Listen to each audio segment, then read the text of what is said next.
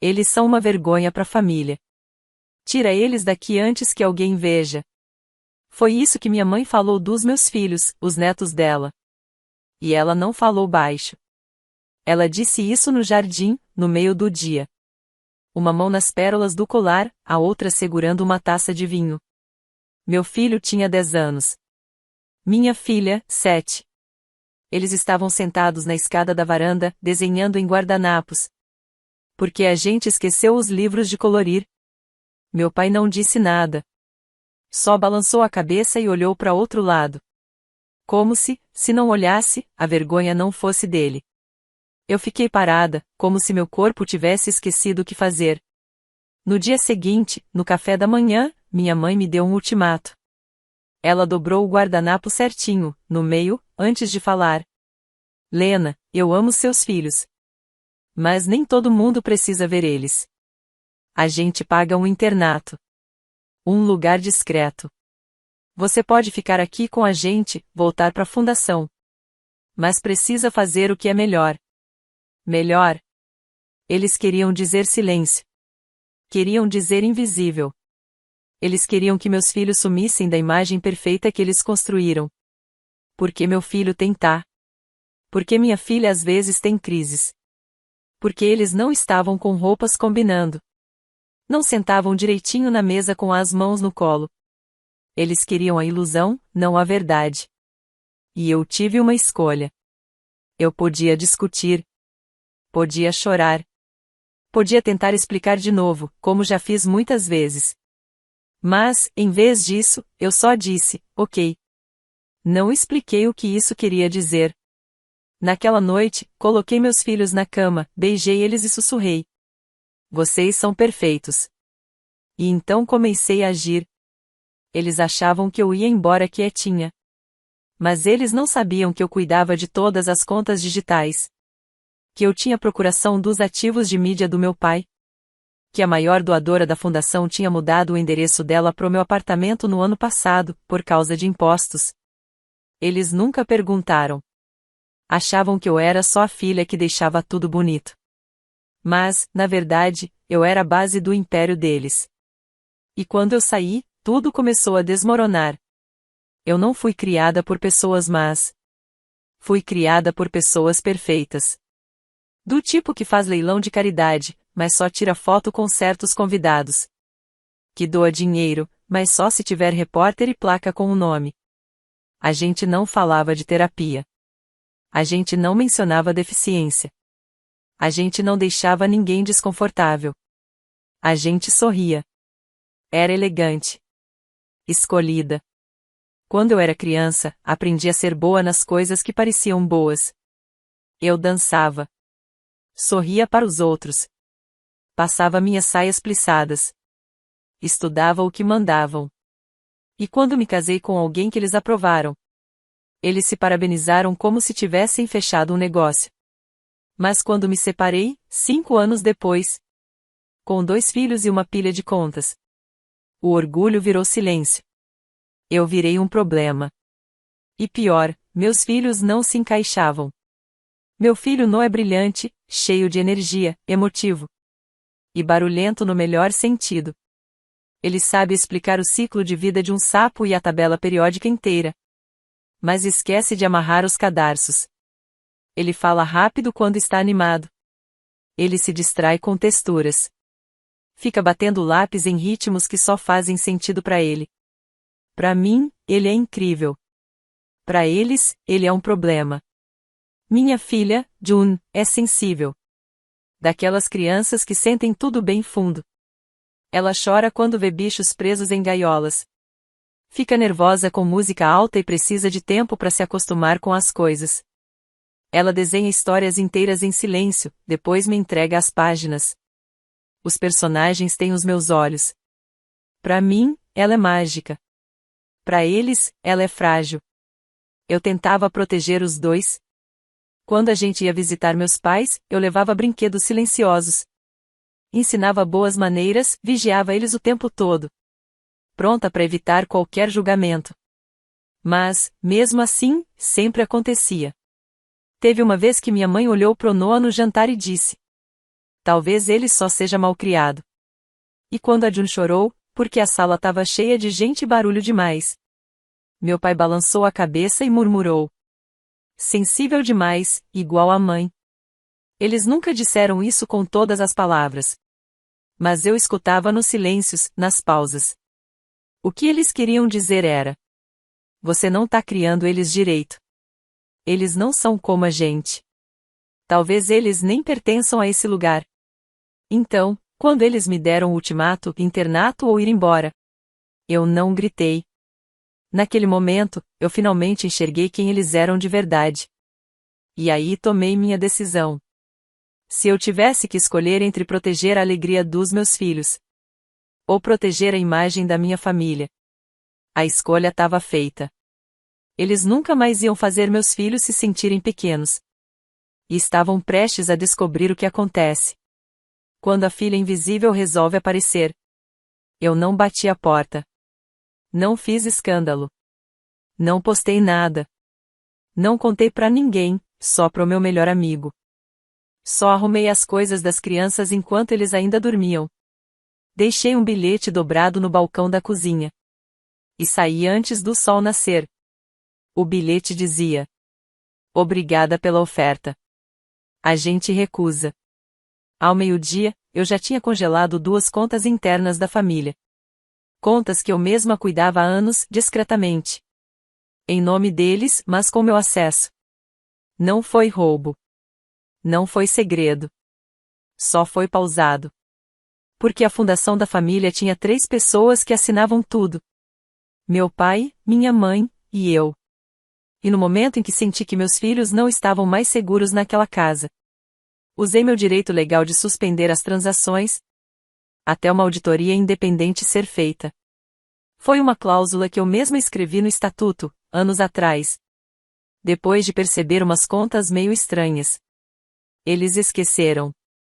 Esqueceram do quanto eu realmente importava. A primeira ligação veio naquela mesma noite. Meu pai, tentando manter a calma, disse: Lena, precisamos conversar. Alguns fornecedores começaram a dizer que não receberam o pagamento final. Ninguém sabia ao certo o que estava acontecendo, mas disseram que provavelmente era algum erro técnico. Ninguém falou do bilhete. Ninguém falou dos meus filhos. Só falaram de dinheiro. Eu não respondi. Aí os membros do conselho começaram a ligar. 2 mandaram e-mails perguntando se eu sabia o que estava acontecendo. Um deles até escreveu: a gente achava que você ainda estava cuidando do relacionamento com os doadores. Sem você, algumas coisas pararam de funcionar. Exatamente isso. Enquanto eles apareciam em entrevistas, entregavam bolsas com câmera filmando, e recebiam elogios de doadores que nem sabiam quem eram os estudantes. Eu era quem escrevia as cartas. Eu era quem organizava as contas. Eu quem respondia os e-mails da madrugada, de gente em desespero. Eles fizeram o nome da fundação. Eu fiz o trabalho. E agora, o trabalho foi embora com quem fazia ele. Em 48 horas, 3 pagamentos foram devolvidos. Uma bolsista ligou chorando porque o aluguel dela não foi pago. E ninguém da secretaria respondeu. Minha mãe encaminhou o e-mail para a assistente dela com uma frase só. Podemos empurrar isso pro próximo trimestre? O tom dela era mandão, como sempre. Vi essa mensagem porque a assistente foi a primeira pessoa que veio até mim, em silêncio. E perguntou: o que tá acontecendo? Parece que tudo tá desmoronando. Mas não foi porque eu quebrei algo. Foi porque eu parei de segurar tudo sozinha. Ninguém tinha pedido desculpa até então. Ninguém perguntou onde eu estava. Se meus filhos estavam bem. Se eu me machuquei com o que foi dito. Eles só queriam que tudo voltasse ao normal. Mas o silêncio, quando a gente deixa ele falar, ele diz tudo. Meus pais sempre pensaram que eu era obediente. Não porque eu fosse fraca, mas porque eu nunca brigava em público. Eles confundiram o meu silêncio com submissão. Enquanto eles sorriam para doadores e davam entrevistas, eu lia contratos, aprendia os sistemas. E criava laços com quem realmente fazia a engrenagem funcionar. E agora, eu estava pronta para me afastar de tudo aquilo que eu mesma mantive de pé por anos. O primeiro passo foi legal. Marquei uma reunião com minha advogada, a Miriam. Uma mulher quieta, mas com a cabeça mais afiada que muito político. A gente revisou toda a estrutura da fundação. As contas fiduciárias. O fundo de investimento familiar que eu ajudei a montar 5 anos atrás. Ela levantou a sobrancelha e disse: "Você entende que não é só uma participante aqui, né? Você tem autoridade. Autoridade de verdade." "Eu sei", eu disse. "Só nunca tinha usado esse poder." "Pois agora você vai usar", respondeu minha advogada. Enviamos avisos formais para todos os parceiros e patrocinadores da fundação. Eu estava deixando todos os meus cargos imediatamente. Estava abrindo mão do meu direito de assinar em nome deles. E pedindo uma auditoria independente sobre todas as finanças ligadas a doações dos últimos 2 anos. Não porque eu estivesse acusando alguém, mas porque eu não confiava mais em nada que levasse o nome da minha família. Depois veio a parte pública. Eu não escrevi um texto de denúncia. Não fui falar com jornalistas. Fiz algo bem mais simples e muito mais forte. Postei uma mensagem calma e profissional no meu LinkedIn. Depois de 12 anos trabalhando nos bastidores da fundação, decidi seguir outro caminho. Tenho muito orgulho da comunidade que apoiamos. Agora, quero construir algo mais transparente, mais inclusivo, mais humano. Só isso. Sem fofoca, sem nomes, sem briga. Mas pegou fogo. Porque todo mundo que já trabalhou com a gente sabia o que aquela mensagem queria dizer de verdade. Minha caixa de entrada explodiu. Ex-estagiários, doadores, voluntários. Uma mensagem me marcou mais. Você foi a única razão pela qual fiquei tanto tempo. Sempre me perguntei como você conseguia sorrir mesmo com tudo aquilo. Eu não respondi.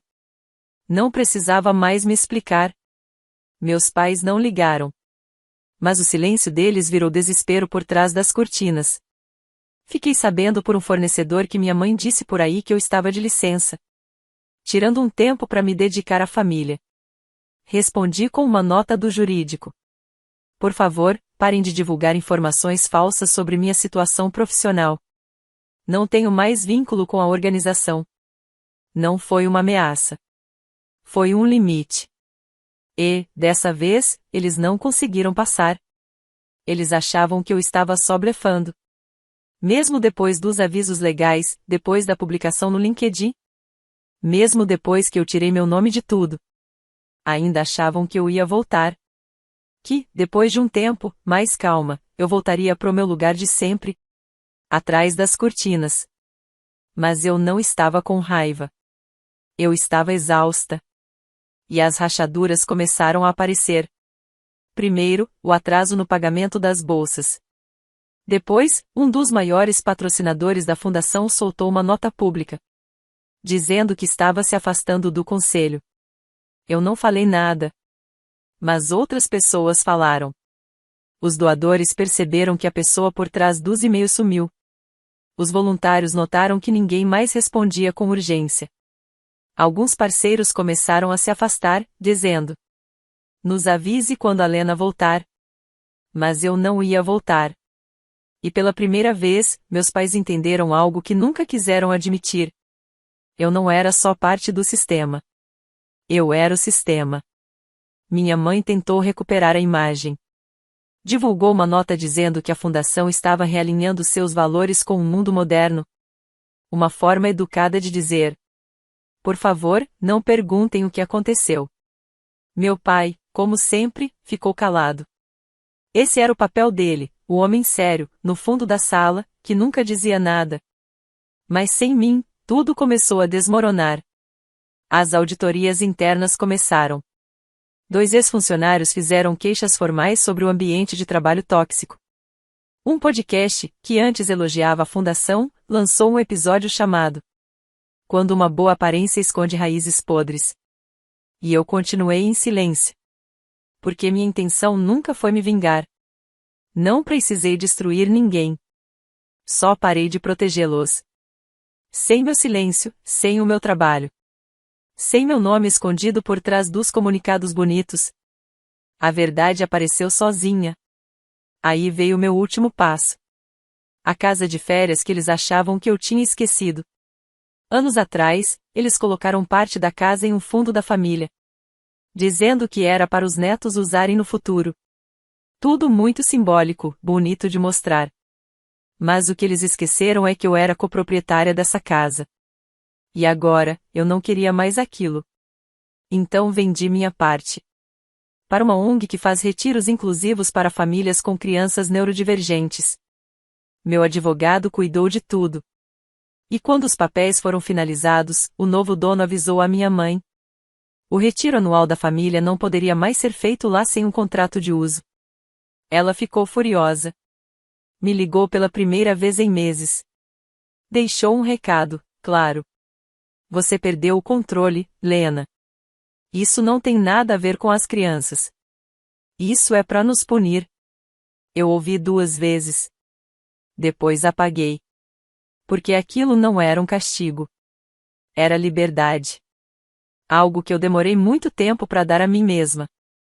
Sempre disseram que eu era sensível demais. Emotiva demais. Reativa demais. Mas tudo o que eu fiz foi ir embora. E quando eu fui, tudo que eles tinham construído em cima de mim foi junto. O colapso não acontece como nos filmes. Não é cheio de drama, nem rápido. É lento. Constrangedor. E mostra a verdade aos poucos. O site da fundação começou a dar erro. O assistente deles, o mesmo que me repassava todas as situações difíceis, pediu demissão sem avisar. O evento de arrecadação de verão foi cancelado. Porque o maior patrocinador corporativo desistiu, dizendo que estava preocupado com a falta de alinhamento interno. As fofocas começaram. Não por mim. Não por jornalistas. Mas por gente que trabalhou com a gente por anos. Pessoas que agora sussurram verdades. Enquanto tomam vinho em galerias e jantares. Não era a Lena que cuidava de tudo ali? Por que será que ela saiu? Você reparou que ela nem aparecia nas fotos da família? Eu realmente nunca aparecia. Nem nas festas que eu mesma organizei. Nem nos eventos que eu planejei. Nem nos jantares que eu coordenei. Sempre ficava fora da foto. Nunca me achavam elegante o suficiente. Diziam que eu era muito simples, que não era fotogênica. Uma vez, minha mãe até me cortou de uma foto. Antes de postar nas redes. Na legenda ela escreveu: gratidão a todos que tornam essa missão possível. Mas eu sabia. A missão só existia porque eu estava lá, segurando tudo em silêncio. Agora eles não podiam mais se esconder atrás de frases bonitas em redes sociais. As falhas começaram a aparecer de verdade quando um jornalista, que já tinha escrito sobre a fundação antes, publicou um artigo de opinião chamado Quando os fundadores se calam, um legado desmorona ao vivo. Ele nunca disse meu nome. Mas nem precisava. O texto mostrava erros nos relatórios financeiros. Falava da falta de liderança. E perguntava onde estava a pessoa que todos sabiam. Que mantinha tudo funcionando. Eles tentaram falar comigo para eu comentar. Eu recusei, com a educação. Porque não queria brigar, nem expor ninguém. Só tinha parado de proteger. Enquanto isso, meus filhos estavam bem. Nada mais de visitas com julgamentos. Nada mais de voltar para casa depois de eventos forçados. Com a June chorando no banco de trás. E o Noah irritado por não conseguir falar como se sentia. Agora tínhamos paz. Tínhamos uma vida normal. E, pela primeira vez em muito tempo, eu vi meus filhos sorrindo de verdade. Um dia, o Noah me perguntou: por que a gente não vai mais na casa da vovó? Parei um pouco e respondi: porque amor de verdade não vem com condições. Ele só balançou a cabeça, entendendo. Não perguntou de novo. As crianças entendem mais do que a gente imagina. Um tempo depois, minha mãe mandou um último e-mail. Assunto: questões familiares. A mensagem era curta. Acho que já passou da hora de conversarmos. Isso foi longe demais. Venha jantar no domingo. Só você. Sem os filhos. Vamos resolver isso. Eu não respondi. Porque meus filhos não são negociáveis. E um jantar não conserta anos de desprezo. Para eles, o colapso significava perder poder, doadores, status. Para mim, o colapso foi o momento em que eu fiquei de pé. E percebi que estava me curvando há anos. Só para caber numa foto que nunca teve espaço para mim. Eu não reconstruí minha vida por raiva. Reconstruí por alívio. Porque quando você se afasta de quem só valoriza o seu silêncio, você começa a lembrar como sua voz realmente soa. Demorou, mas aos poucos. Comecei a preencher o espaço que eles deixaram com gente de verdade, propósito de verdade. E uma paz pela qual eu não precisava pedir desculpas. Comecei a trabalhar numa ONG aqui perto. Nada de festas de gala. Nada de salas com nomes de doadores. Eles cuidam de programas para crianças com dificuldades de aprendizagem. Famílias como a minha. Mães como eu. Ninguém me perguntou se meus filhos faziam muito barulho. Ninguém disse, você pode sentar lá atrás? Ninguém disse, eles não combinam com o grupo. O que disseram foi, você pertence a esse lugar. June voltou a desenhar. Criava mundos inteiros no papel, igual fazia antes. Dava nomes calmos aos personagens, esperança, silêncio, brilho. Um dia, ela me disse, os quietos são sempre os mais fortes. Noah começou a escrever poemas num caderno. Ele ainda não queria que eu lesse. Batia ritmos na mesa, como se fossem músicas que só ele entendia. Pela primeira vez, eu não estava tentando mudá-los. Eu estava aprendendo com eles. Comecei a dar oficinas pequenas para outros pais. Não eram palestras, só conversas honestas. Falávamos sobre culpa, vergonha, e a pressão que sentimos para fazer nossos filhos se encaixarem no mundo que não foi feito para eles. Alguns pais choravam. Outros soltavam um suspiro como se estivessem aliviados depois de muito tempo. Eu sempre dizia: nosso papel não é consertar nossos filhos para que eles caibam no mundo. É ajudar a construir um mundo onde eles caibam de verdade. Um dia, recebi uma carta. Sem remetente. Dentro, tinha um recorte daquele artigo que falava sobre a queda da fundação. Na parte de baixo, só 3 palavras escritas à mão. Nós vemos você. Sorri. Porque era só isso que eu queria. Não era fama. Nem vingança. Só queria ser vista. Pelo que fiz, pelo amor que dei. Pela coragem de ir embora mesmo com as mãos tremendo. Hoje em dia, não falo mais sobre meus pais. Quando alguém pergunta, eu só digo: não somos próximos. E isso basta. Não preciso mais provar nada para ninguém.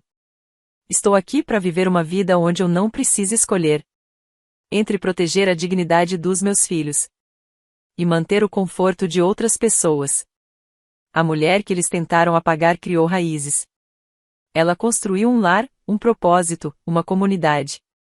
E todos os dias, quando acordo, eu me lembro. Essa vida não veio de uma grande vitória. Veio do momento em que eu fui embora. Guardei a carta que eles deixaram na bancada no dia em que me deram o ultimato. Era escrita à mão, com uma letra bonita e fria. Esta casa tem regras. Se você não consegue controlar seus filhos, então vai ter que encontrar outro lugar que aceite isso. Eles nem assinaram. Nem precisavam. A mensagem era clara. Você é bem-vinda, mas só se ficar quieta. Seus filhos são bem-vindos, mas só se desaparecerem. Dobrei a carta e guardei no fundo de uma pasta que eu nunca mais abro. Não por mágoa. Mas porque eu nunca quero esquecer o momento em que escolhi meus filhos acima de tudo. Hoje a gente mora numa casa pequena. Não é uma mansão. Não tem decoração de revista. Mas é nossa. Um lar. Tem marcas de dedos nas janelas. Tem livros espalhados por todos os cantos. Tem barulho. Risadas. Às vezes uma bagunça. Tudo isso é humano. Tudo isso é sagrado.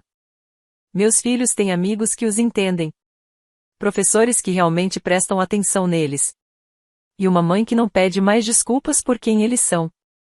E eu tenho manhãs sem aquele aperto no peito. Noites em que não preciso preparar desculpas. E consigo dormir sem ficar ensaiando conversas na minha cabeça.